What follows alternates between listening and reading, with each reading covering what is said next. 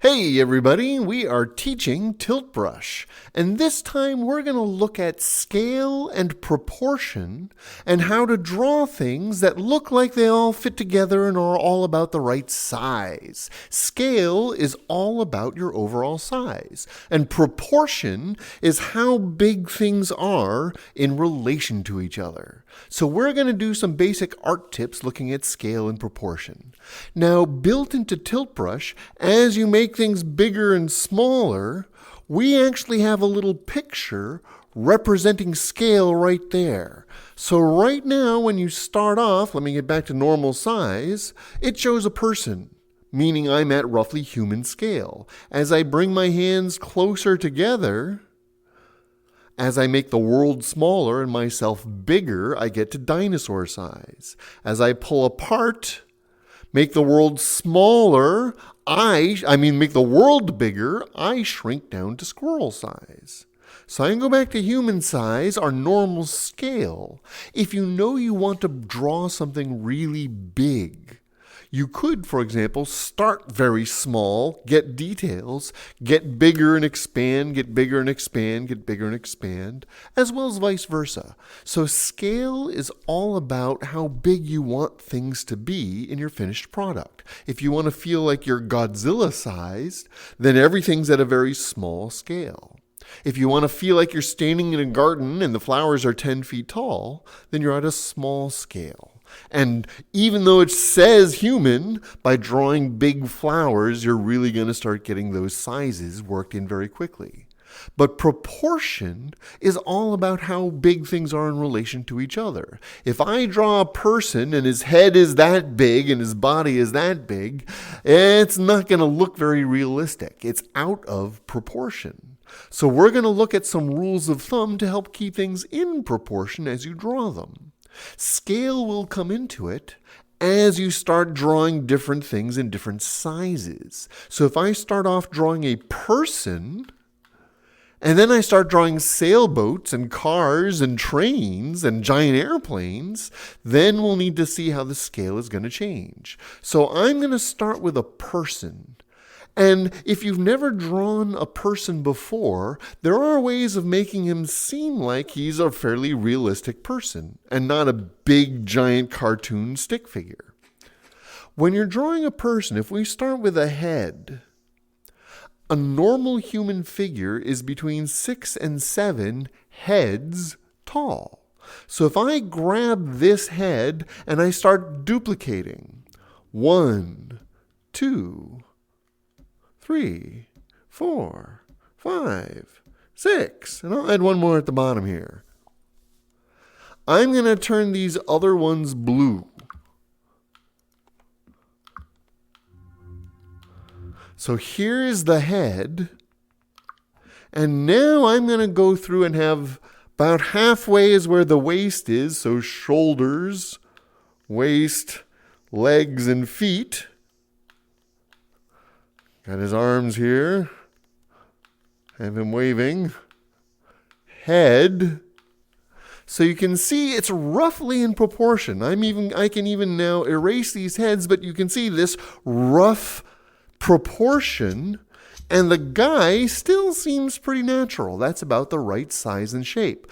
Human, roughly just under 6 feet tall. The head is about 1/6 or 1/7 the total proportion. So as long as we keep those rough proportions. Now a child tends to have a slightly larger head, so if I grab this head and this time, 1, 2, 3, 4, 5, blew it out a little bit.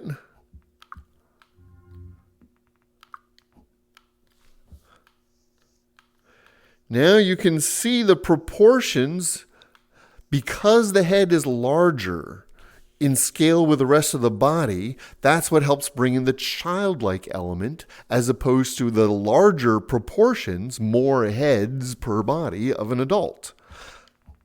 So this works when you're dealing with figures animals, that type of thing, a lot of times we can use body parts to keep things in rough proportion to the rest of it. If I was going to have a rabbit next to the person, well, a rabbit is about the size of a person's head. Starting with that, now I'll go in, we'll add the bunny ears, we'll add the tail and the feet and that type of thing. So keeping things in proportion, keeping things in scale.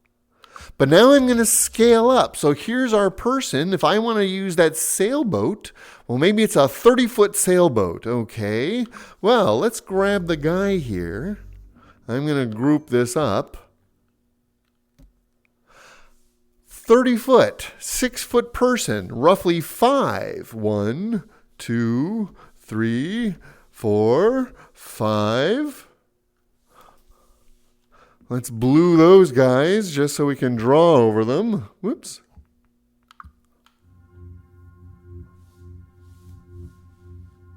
So now if I go in with my normal black pen, sailboat is about 30 feet long.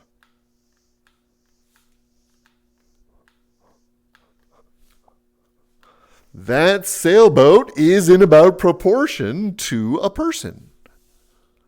Because we're keeping a rough scale going here. I've got this is how big a person is. So we can guess, we can actually start to figure how big other things are in relation to that person.